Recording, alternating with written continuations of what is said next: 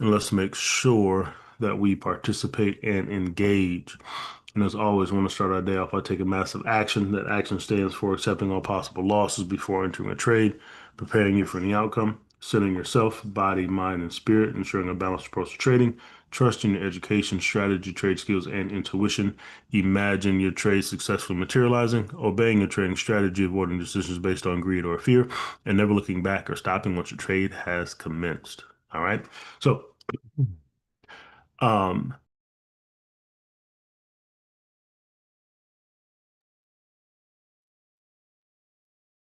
if everybody can hear me okay, drop me one in the chat and we will get things underway.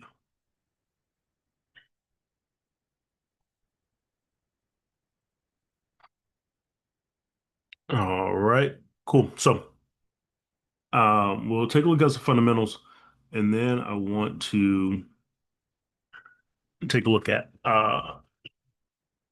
um, do some stock research. Uh, so that's what we will do today. And then we'll hop over to the charts as we're doing the research and take a look at charts. Um, Also talk about this Fed decision that is coming up today at 2 o'clock. All right, so over to trading economics. Um, UK inflation rate, right? UK inflation rate edged down to 3.4 in May from 3.5 in April. Largest downward contribution came from transportation prices, reflecting falls in airfares, motor fuel, and the uh, correction of an error in the vehicle excise duty series. Services inflation also slowed. Meanwhile, core inflation fell to 3.5 from 3.8, right? So we got inflation coming down in the UK and the supporting they're planning to start cuts in the future. So that's where things are there in the UK. The Federal Reserve uh, widely expected to leave rates unchanged, 4.25 to 4.5 for the fourth consecutive meeting, as policymakers take a cautious stance to fully evaluate the economic impact of President Trump's policies, particularly those related to tariffs, immigration, and taxation. Um, this meeting will also see the release of an updated economic projection, the first since Trump's April 2nd Liberation Day, uh, introducing those new sweeping tariffs. So far, incoming U.S. data has not indicated any immediate cause for concern. Headline inflation stands at 2.4%, with core inflation at 2.8. All right. So meanwhile, the unemployment rate has remained steady for 3 consecutive months, despite a slowdown in job growth. Right, no layoffs, but job growth overall is slow. Market will be closely watching the Fed's so-called dot plot to see whether policymakers still project 2 rate cuts this year, or if there has been a shift in their outlook. Right, so that dot plot is going to be important, and then that the conversation afterwards um, with Jerome Powell at 2:30 to see what he has to say and how they're navigating the situation overall. All right, so we'll keep our eyes on that this afternoon.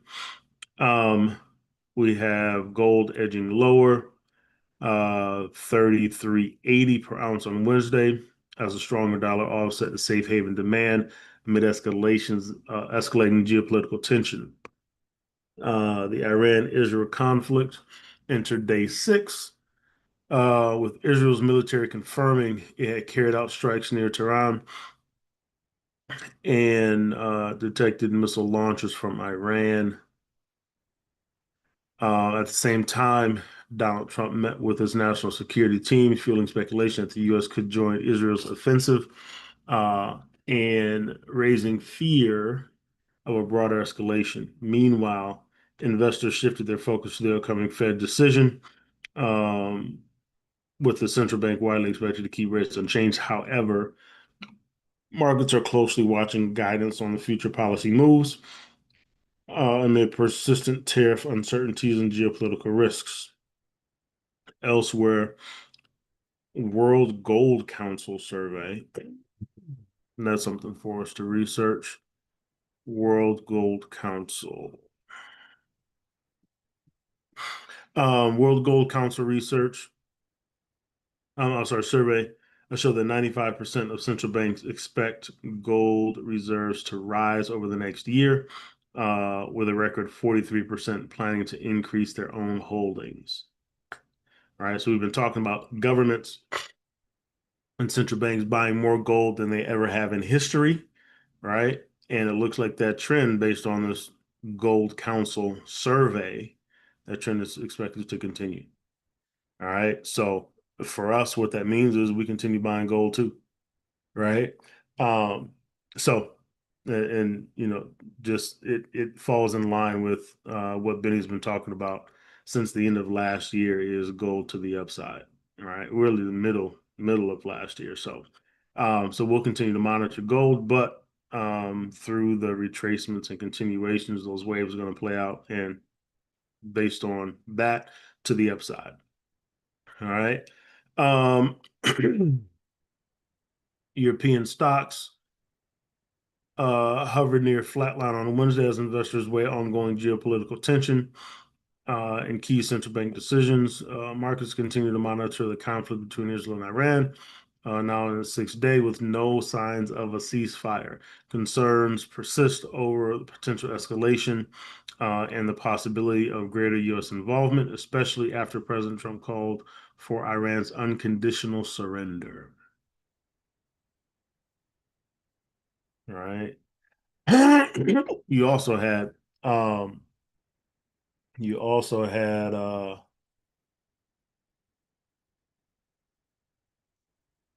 there was somebody on the a US senator on the Tucker Carlson show that basically said the US is already involved. He tried to walk his statements back, but Tucker kind of caught him in a in a bind. But he basically said that the US is already involved. Um, they're already involved. They're already supporting Israel in this fight. So, um, Iran has also positioned themselves to strike U.S. bases in the region if things continue to escalate. So that's there. Um, mm, mm, mm. And they didn't take this unconditional surrender kindly either. But at the same time, traders remain cautious ahead of the Fed's monetary policy decision, while the central bank is widely expected to hold the Fed funds rate steady. Attention focused to the economic projections. In Europe, the UK inflation rate eased 3.4 in May, though it remains near its highest levels in over a year. Sweden's Riksbank cut interest rates by 25 basis points as expected. On the corporate front, Novo Nordisk down, AstraZeneca down, Sanofi down, amongst the biggest losers. All right. Um, so that's where we are there. And then over to the calendar.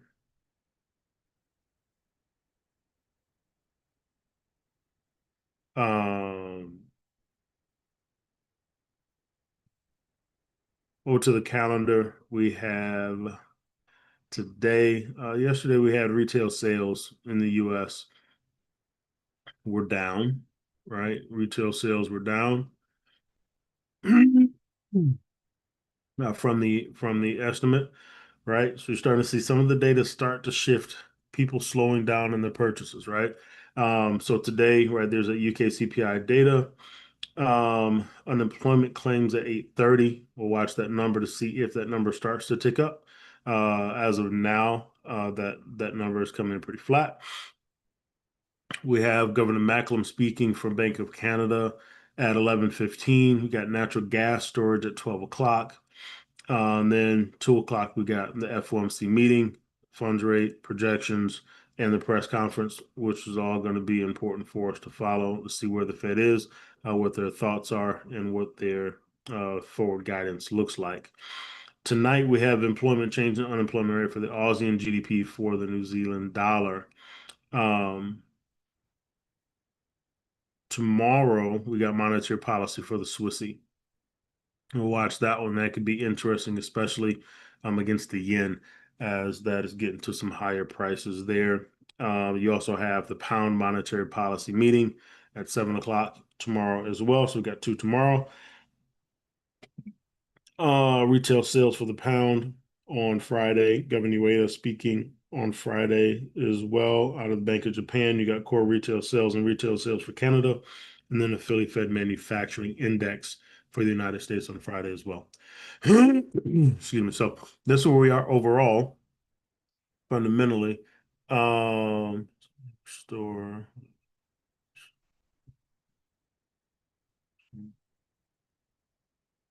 Ah, gotcha. Yeah, yeah, yeah. It's a mix there. It's a mix there on who people feel is to blame for this situation with Iran and Israel. Um, and it's interesting. It's very interesting. You got a lot of countries that are slowly starting to speak up, but they're not speaking to Israel directly. Um, because again, right, Israel holds nuclear weapons, and it's known that they hold nuclear weapons, but they won't confirm or deny, nor will they sign that nuclear compact that other countries have signed. Um, and they're not being forced to like other countries are also. So it's an interesting back and forth that's happening there. But we'll continue to monitor and see how it goes. Benny, good morning, bro. Ryan, good morning. Good morning, everybody. How are you, Ryan? I'm doing well, man. How about yourself? Oh man, doing pretty good this morning. Awesome, awesome. What's top of mind for you, bro? Oh man, forward guidance from the Fed and war. That's about it. And war. Yes. That's about it. There's no doubt that the U.S. is involved. You know, um, I don't think anybody should be surprised by that. You know, and so we'll see. I just man, it's definitely escalated. So we'll continue like we talked about yesterday. The one thing I'm paying attention to is that the Strait of Hormuz to see if anything happens there. But that's it, man. Really, just anytime we've got a Fed day, I'm definitely paying attention to that. Like I said, really the forward guidance because they're expected to hold today. And then again, just continuing to follow the details regarding the war and the escalation. Yes, That's sir. it, man. That's what's ruling the day for me. That's what's ruling the day. I agree with that. I Yep. agree with that. Um, Team, any thoughts, feedback, fundamentally, things you guys got on your radar that you want to put on the table? No? All right.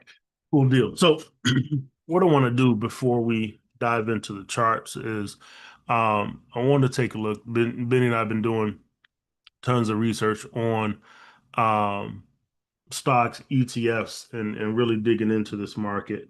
And Benny started us out last week doing some breakdown of a stock, um, and I have another one that I'm going to break down this morning, and we'll take a look at the chart for it as we continue to dive deeper into this stock and ETF world. Um, and it's Illumina. That's the stock of the day for me that I've been researching. Illumina is a genomics and biotechnology company uh, headquartered in San Diego, widely regarded as a global leader in DNA sequencing technologies, right? Playing a foundational role in the development of precision medicine, genomic diagnostics, which means they're looking at um, the genes and from multiple layers, basically, um, and looking at disease and illness from a genetic level and how they can start to diagnose um, illness and disease earlier from the genetic sequences. Biotechnology and R&D and population scale genomic projects, right? So what exactly do they do? um, what exactly do they do? They're basically what they are is, let me get back to my other note here. Um, to simplify. Don't they do is it gene therapy? I'm sorry. Sorry, I just thought it was gene therapy, isn't it? Yes, part of that is gene therapy. Yes, ma'am. Yes, ma'am. I had another note here. Here we go. Um, so basically what they are is they're the simplistic form is they're like Google Maps for of the DNA, right? Mm. They build machines that help scientists and doctors read and understand genetic information, right? And so that's what they do, and through multiple levels, right? So next generation sequencing, cancer, uh, genomics, infectious disease, right? Rare genetic diseases, reproductive health, microbiome research, which has really come into the forefront over the past 5 to 7 years. And then agricultural biotechnology. All right. Um, and so I'll send you guys all these details. I got quite a few details in here just regarding some of the instruments that they use. They have products on multiple levels, right? They have sequencing consumables, right? And these are recurring high margin products um, used in conjunction with their instruments. And once a lab buys a sequencer, they must continually purchase these to run the instruments, right? So blades and razors are a couple of those things that are more subscription model based, right? They also have software in bioinformatics, right? They're developing a growing suite of cloud-based bioinformatics platforms to help their clients analyze massive data sets. Okay. So it's really big um, when you're looking at some of these companies and the future of AI and AI technology, right? Having a software component in there is major because based on some of your larger market participants and some of your best um investors in the world, they talk about the software being the long money, right? And that's where money, the you have three levels. You have your infrastructure, you have which are your base level companies that start building the things, right? Then you have some instruments, which they also have in here, helping to continue to fortify that infrastructure. And then you have the software, and the software are the layers that get added on that will continue to be updated. Once you buy an instrument, that instrument is there. It won't necessarily continue to be updated. But once you buy the software continues to be updated, continues to expand, continues to grow. And so having that software component is extremely important, especially for the long-term growth and financial growth for future companies in this AI space. So having the software component is major as they continue to build that cloud set. And then they're just AI driven innovation, right? Early stage disease risk detection, companion diagnostics for drug development, right? And expanding research on precision medicine. So that's just a little background on the company, right?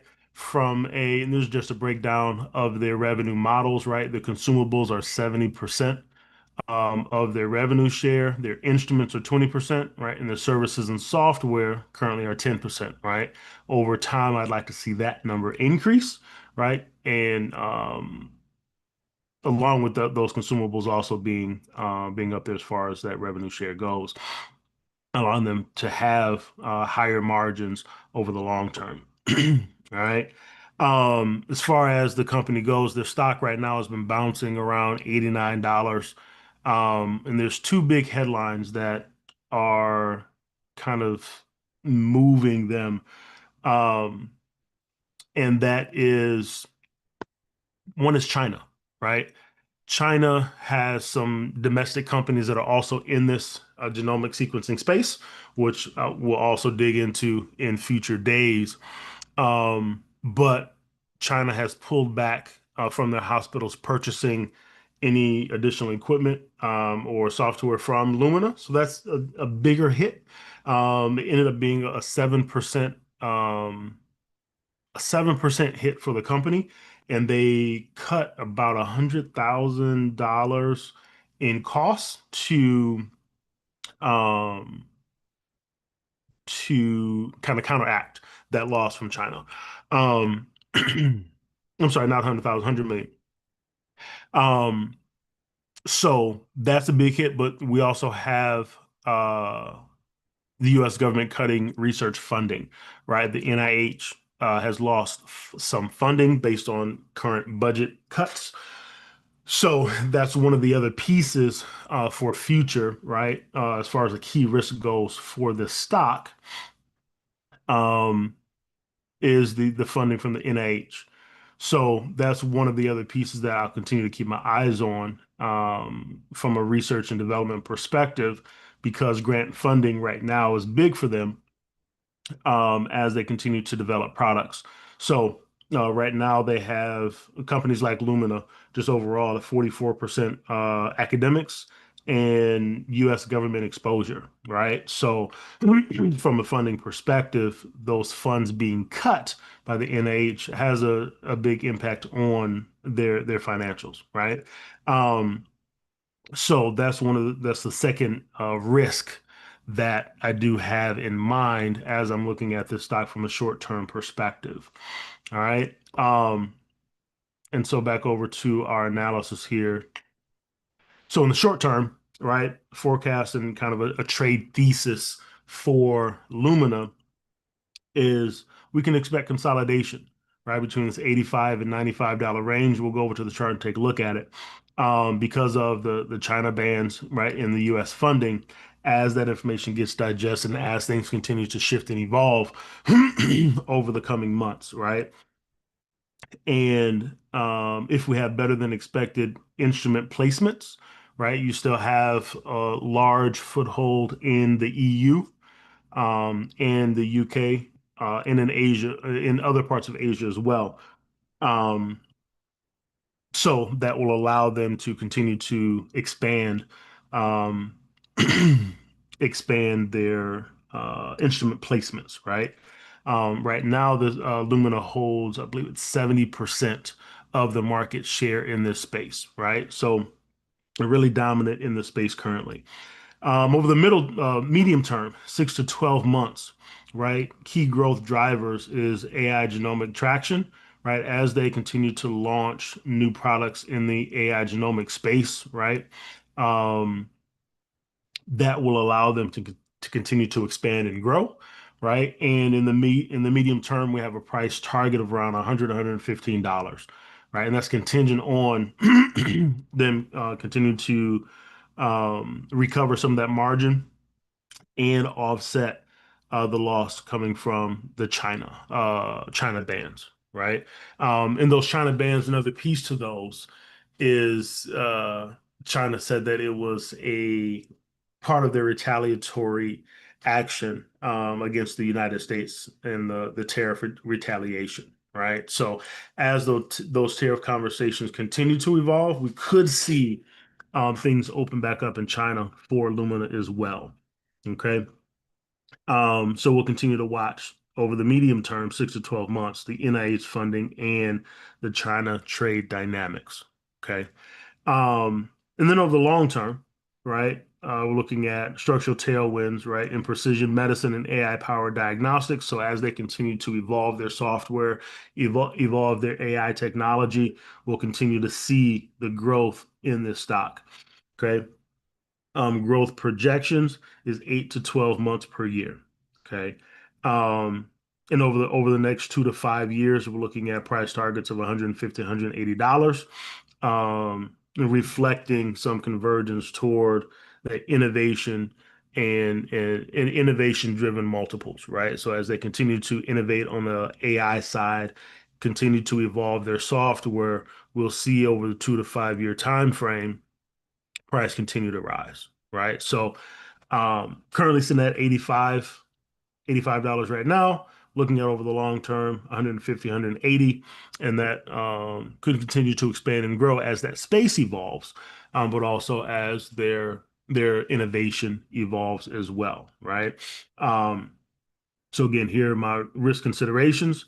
And so as we're looking at potentially adding this into our portfolio, some of the exposures, excuse me, from a thematic perspective, right, and diversifying in this biotech and AI genomic space, which is a little complex because of it's new technology, right, and it's new research that's being done.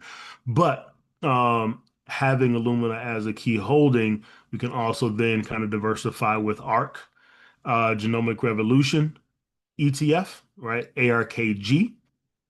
And then iShares Genomic Immunology and Healthcare ETF, IDNA, that will give us kind of a broader exposure through this AI genomics and healthcare space from an AI perspective, right?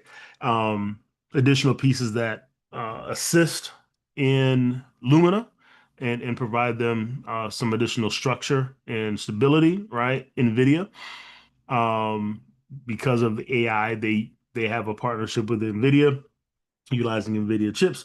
So as NVIDIA grows, there's also opportunity from an adjacent perspective for Lumina to also continue to expand, especially their AI compute backbone that NVIDIA launched that can process massive amounts of data in seconds, right? And then Thermo Fisher, which is an instrument and disease testing organization. They also work closely with Lumina. So as those two areas continue to evolve, we can see Lumina evolve as well.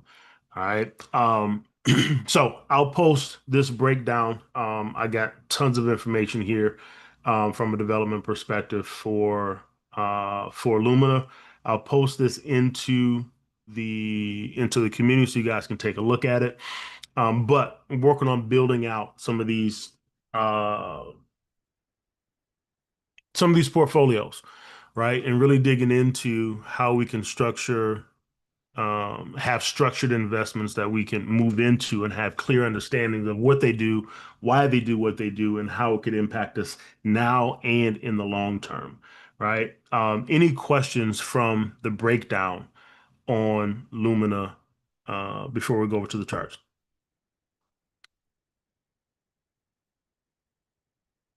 I know I gave you guys a lot there. Like, what is this? All right. All right. So looking at the chart, right? Um, looking at the Lumina chart, we're going to do a fresh markup on it, top down, just to see where it is. I'm going to clear this out and we're going to start from scratch and work all the way down and look at our opportunities here, right? So we see at one point, right, back in 2020, we were up at 554, right? So that's our high. You're welcome. You're welcome. So we got a high of 554 in this 554 range, 556, right? Some monthly resistance level. Then we got our all-time lows down here around $2. All right. Um, now as we zoom in, we have support here around $21. And right now, we don't have a swing low just yet, but we're trying to put in a low here as long as the month closes bullish for the month of July, right? So we'll wait on this monthly support level here, but as long as we close bullish here, we don't have any massive moves to the downside, we'll have a new monthly support level here, okay? I also want to look at this from just to get an understanding from a Fib perspective over the long term where we are. So we'll map these Fibs out here just to see where they fall. Took the A out. So here on the monthly time frame, right? We got an 80-20, right? Extreme long term, we'll keep our eyes on that as price continues to move. Got a stochastic in the buy zone. So if we get this swing low to form, we'll see if things continue to evolve over the next couple months. Their earnings, I believe, is in August. Next earnings announcement. So over the next few months, we'll see if we're able to get a continue to rise there. All right. So that's from a monthly time frame perspective. We'll come down to the weekly. And we'll drop these levels in here.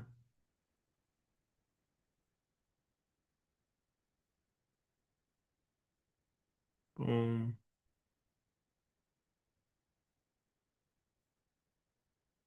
Got support there.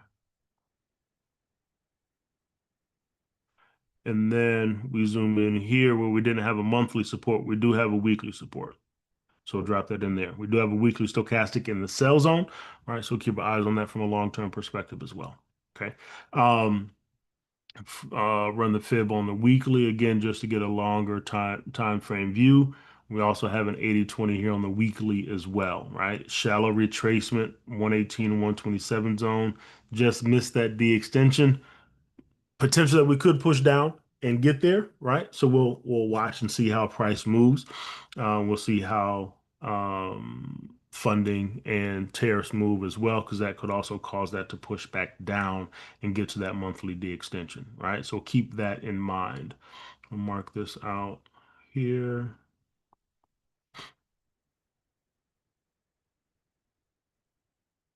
Okay.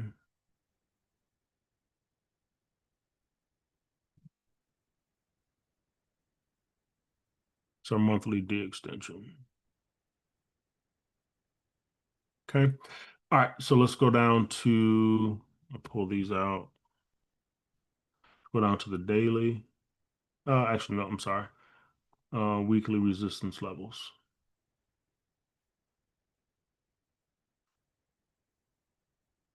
Um,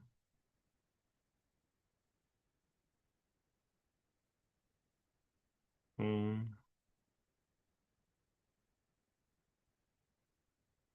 boom. Okay. Boom. So we got our weekly levels in.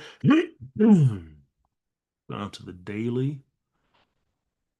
Okay. And you see, right, we're starting to make that U-turn. Starting to make that U-turn. And on the daily, trying to break out of this cloud, right? We got to push above, pulled back a bit, and now we're trying to continue that move to the upside. Got a little flag pattern here, so we want to see some more bullish action. But from a cloud perspective, we do have Kumo twist ahead, right? We do have a lagging span above price. So could see a pullback come at some point, right? But do we stay above the cloud? Are we able to stay above the cloud? That'll be the question over the long term. Okay. So here on the daily, we will drop in these resistance levels. We're sitting at a level right now. Boom. The resistance there. There. Okay. We got a few tighter support levels here. There and there. Boom. Right. So that's what we look like. Support and resistance getting really tight in there. Okay. And we'll run a fib on the daily. All right, just looking at, so we got 80-20 on the weekly and monthly, right? So on the daily, we got a fresh AB boundary. Okay, so we'll watch and see, right? Does this AB boundary in that monthly support level hold?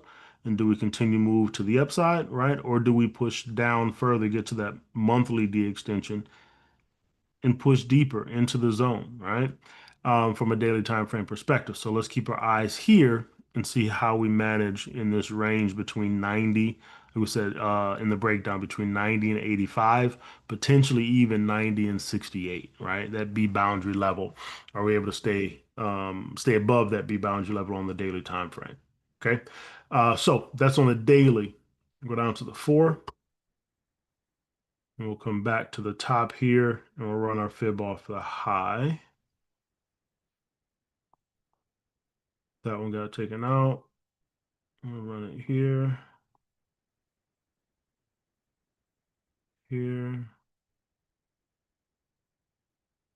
here. Boom. All right. So here on the day, on the 4, we also have an 80-20. Shallow retracement, 118, 127 zone. And you see we've been range bound here. All right. Been range bound here. So just moving sideways. So could we bounce between 156 and this 85 level, right? So 156 is the high that we saw back in October, right? Do we get back there? And then as we move through this year into next year, are we able to continue to move higher than that, right? From a technical perspective, do the fundamentals then start to align for us as price continues to move? Okay. Um, that let me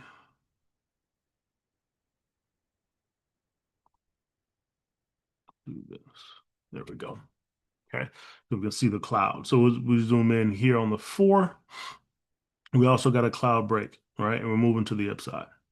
Okay, moving to the upside. Cloud break came back, retested the cloud, and we're moving long. Okay, so we know we got an 80-20 on the monthly, the weekly, and the 4. Got a fresh B boundary on the daily, right? And so now I want to take a look at this move to the upside to track potential retracements that may come as we move along, right? And we got an ABCD waves here. We got a 50% retracement sitting at daily resistance and 118 127 zone with a matching extension at $94, right? So that's at 85 to 95 range that we talked about in our breakdown. Okay. So we're looking for price to get to that D extension at some point. Boom. Right. The other thing, just looking at this chart here, before we go down to the 1 is if we get a retracement there, do we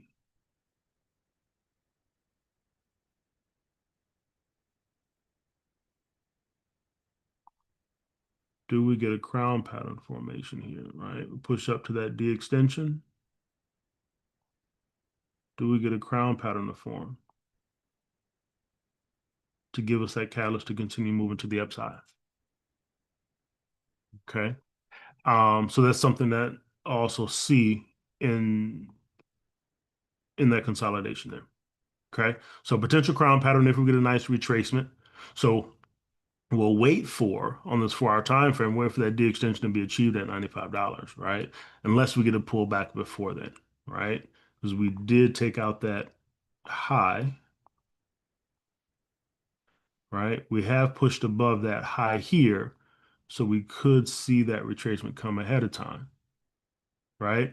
But I'd like that D extension to be hit, give us a fresh AB boundary to give us that opportunity to get a nice entry on that based on our fib rules. Unless we come back to the 618 retracement level now, and in the short term, right, coming back to around $78, that would also set us up for that crown pattern and that move to the upside. Okay, like that. All right. So that's on the 4. We come down to the 1. See that crown pattern a little bit better there, right? And you see we took out the high here. Okay. And same thing applies on our fib, right? We got a 50% retracement. So the matching D extension is $94. Okay. So we're headed there. We're headed long. Can we get a crown pattern in between time to give us a low price to get back long as we move through that $95 price range and then potentially higher? Okay. So that's the sub fib to the upside. I do want to check these coming down.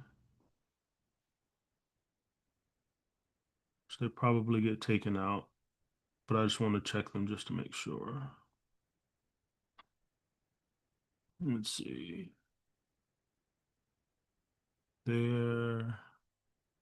Nope. Okay. Here we go. So we're just shy of an 80-20 here on the 1 hour, right? Came just shy of that 118 level. Price is moving to the upside here. Okay. So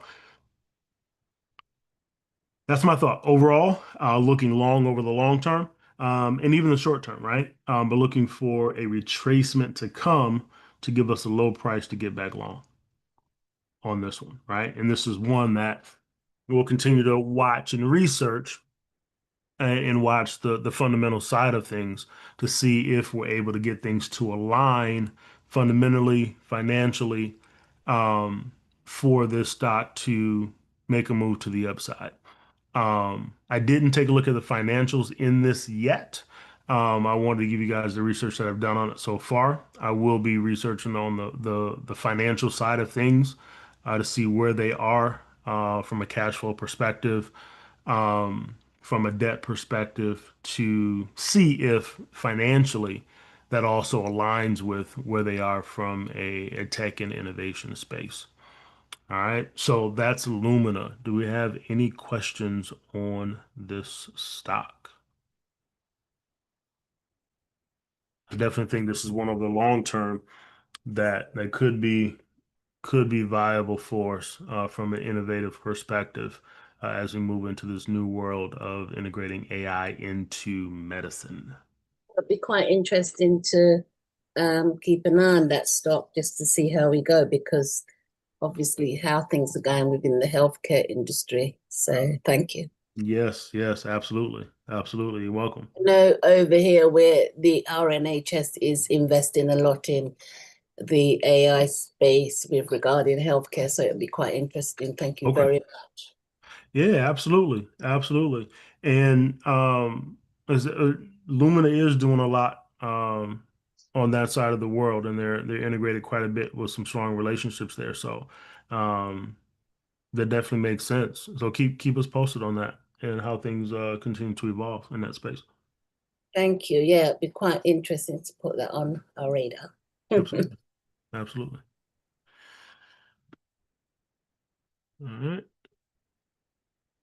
Phenomenal analysis, bro. Really appreciate it, man. Drop you some sevens in the chat. That's some great work you put in. No doubt, bro. Appreciate it, man. Appreciate it. As we continue to move into this space, man, just really want us to wrap our minds around what this looks like from a stock perspective and how we can really dig into these companies at different levels, um, and be able to build our portfolios differently and more strategically, right? Over the Question, long right? term. Yes. And you said that looking into the financial side of it, how do we do that? Do we actually research, look at the financial side of how the company's going? So you can go to any of your major sites, your Yahoo Finance, Okay, any of those. Uh, where Benny and I have been starting to dive into is Stock Circle, okay, right? Um, they have a lot of information regarding some of your larger investors, but they also have details, deep details on the companies as well from a financial perspective, from a fundamental perspective. Um, So Stock Circle is, and I'll make sure we drop a link into the community Okay. for this, but um, great space to get in-depth research on companies, but also on who's investing what where, right? And so you can see your larger investors where their money is spent, um, and how they're allocating their resources, right?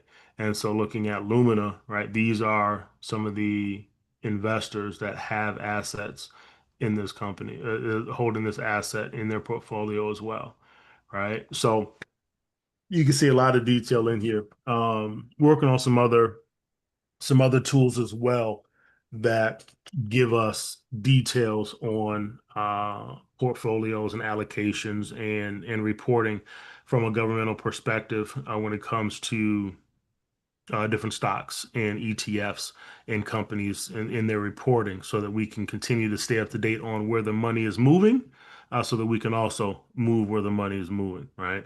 We can stay up to date on those things. So, yep, Thank you. you're welcome. You're welcome. All right. Um, that's Lumina. The dollar. The dollar held at this level, right? We're talking about this $97 level. Will we be able to break it? Um, awesome, Deb. I love it. I love it. One step at a time. You continue putting in the work, you can continue to show up for yourself. You'll continue to see it better and better and better and better, right? So great work. Great work. Proud of it. There's DXY. We've held up at this $97 at the moment, right? We had a 50% retracement here. We held, and we're trying to push to the upside. So we'll see as we kind of move into more of a risk off environment, um, uh, how the dollar moves, right? We got the VIX continuing to creep up. Yesterday we're at 20, today we're at 21.53. We'll continue to move to the upside when it comes to the risk off environment because of the things that are happening in the Middle East, right? And if things continue to escalate, right? Benny talked about the Strait of Hormuz and the importance there. We could see um, volatility continue to increase. We could also see potentially the dollar grab some of that safe haven, some of the safe haven space, right? Um, so we'll continue to monitor it. Over the past few weeks, the dollar hasn't taken much of that safe haven space, but it's showing some of that movement now with this issue with Iran and Israel. So we'll continue to watch the dollar to see if this level continues to hold. Okay. Come down to the 4 here, right? And you see it's pushing to the upside. Haven't kind of consolidated through the cloud here. Right, and you see we're coming back down. So we'll see what happens today also with the rate statement and the press conference on if we get more dollar support, depending on what Jerome Powell has to say regarding future guidance. Okay, so that's the DXY, right? Over to oil, right? It's just consolidating a bit here, right?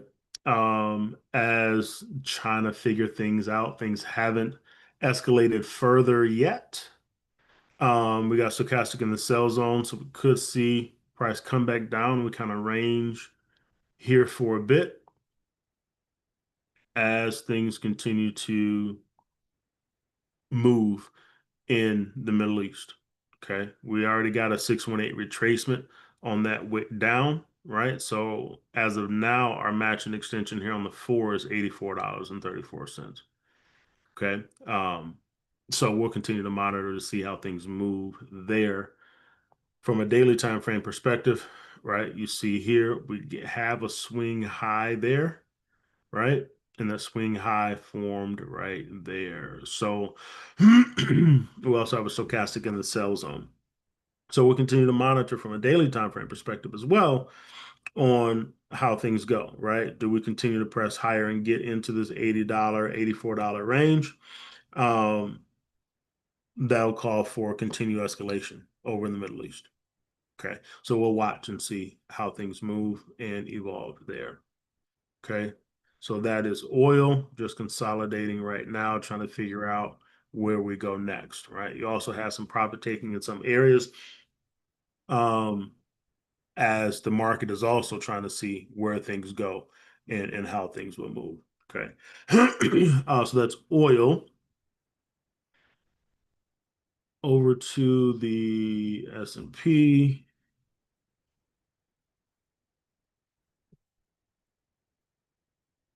Come back to the daily. Starting to try to turn over a bit, right? We broke that B boundary level. We consolidated, and we're still consolidating, trying to see if we get price to turn over here. Okay. We'll see. We'll watch and we'll see if we do get that movement. If we continue to move into that risk off environment, if the VIX continues to move to the upside, we could see price go ahead and make that move down and give us that low price that we've been looking for. Okay. But the market has been they've been shrugging off really all of this that's happening in the Middle East right now, right? So either they know something on the back end, or they're just dismissing it and looking at the Fed to see what happens with the Fed, and also got their eyes on that tax bill that's coming soon too, right? So that's the interesting piece, is that the market is just kind of stood firm. So we'll see if we get this retracement at some point and what causes that retracement to come. Okay. So that's on the daily time frame. On the 4, we did push into that 118 level right here, right? And now we're just see that movement sideways. Okay. We got the cloud also pressing sideways as well. So straight consolidation at the moment until we get a catalyst in one direction or the other, right? But would definitely love that retracement to come here, give us a low price so we can get back long with this tax bill passing at some point in the near future, potentially by that July 4th deadline. Okay. Down on your 1, similar story, right? Push to that 118 level there, and now we're pressing sideways, and we'll look to see if we get that movement. Okay. Questions on S&P 500?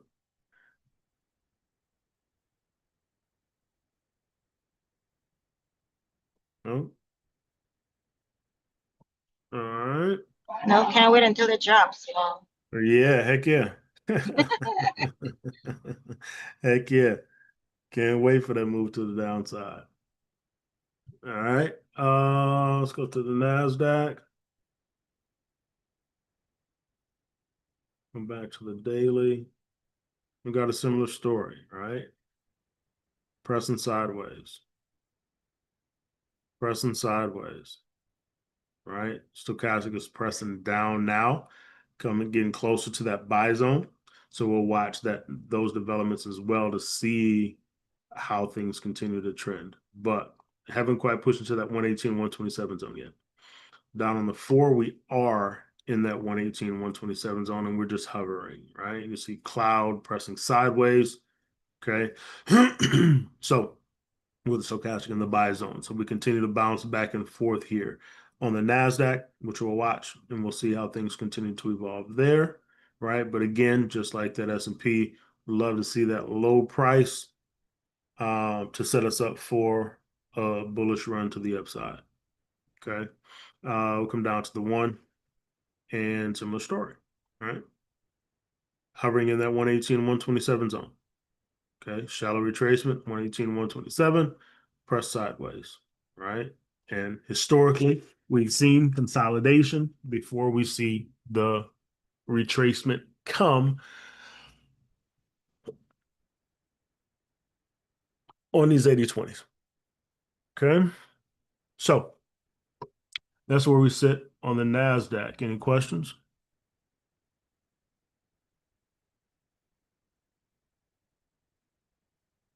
Nope. Nope. Nope. All right. Cool deal. What's am I sitting in right now? Let's take a look at gold.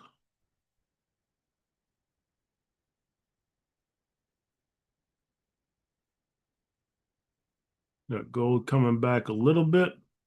Let's go to the daily. All right, so do I have a larger fib first? Yeah. So there's a larger fib there. Let's pull this out. Boom. All right. There's our larger fib sequence. 50% retracement. Trying to push to the upside. Just kind of hovering a bit right now. Okay. To close the day down, but matching extension 39.12. All right. So, right, that World Gold Congress, they said they're still buying, right? And so we're gonna keep buying too. We had a low price. We'll look for price to get to 3900 at some point. If we get a retracement, we'll look on the lower time frames to see if a retracement to give us a nice opportunity to buy. Could also set us up for a head and shoulders pattern here. We'll look at this on the 4 hour and the 1 to see it more closely. But boom, get a nice retracement back to that daily level. Set us up beautifully for that head and shoulders pattern there. Okay. So that's that. Come down to the 4.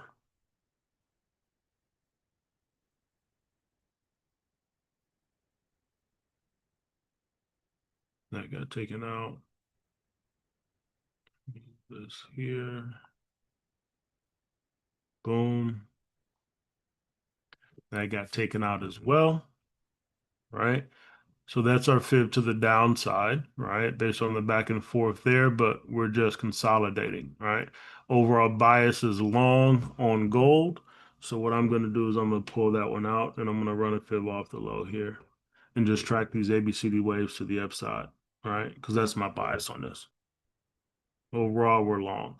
So now I'm looking to see, okay, do we get this head and shoulders pattern to come into play or do we continue to the D extension there first? Okay. So do we get a push down? Boom, give us that right shoulder. And then a move, right? Or do we slowly start to turn and make that move to the upside? Okay, so that's what I'm watching there on the 4. Coming down to the 1. On the same thing, right? 50% retracement, matching extensions at 34.63. Okay, so that's where we are. That's where we are on gold, right? We might get a head and shoulders pattern to play out for us, give us a low price to get back long. But we could also turn over here if we continue to escalate this risk off environment and price just continue to move to the upside. Okay, so we'll watch today Fed meeting Jerome Powell's press conference, continued escalation in the Middle East. Gold is definitely special. Definitely special. Definitely special. Moves all kind of ways. But that's where we are. Questions on gold. Questions on anything that we covered this morning. Yeah, I'm holding on too. All right. Benny, final thoughts before we wrap it up, bro? Oh man, not much, right? Let's see what happens with the Fed as far as that forward guidance. Continue to watch and see what happens with the war. And that's it, man. Hey, my mind's blown this morning. Phenomenal session, man. Great job covering that stock. Really appreciate it. Appreciate it, bro. Appreciate it, man. I'll drop my notes into the chat. You guys can do your own research on Lumina and give me your feedback on it, right? Give me your feedback on what you find and if you believe that it's something that could be valuable as we move into this next phase of the world's evolution. All right. We'll be back at it tomorrow morning, 6:30 a.m. Eastern Standard Time. for this pre-New York session with Moss and partner, Mr. Benny Allen. You all have a phenomenal, phenomenal Wednesday. Keep your eyes on the news. 2 o'clock Fed meeting. All right. Peace.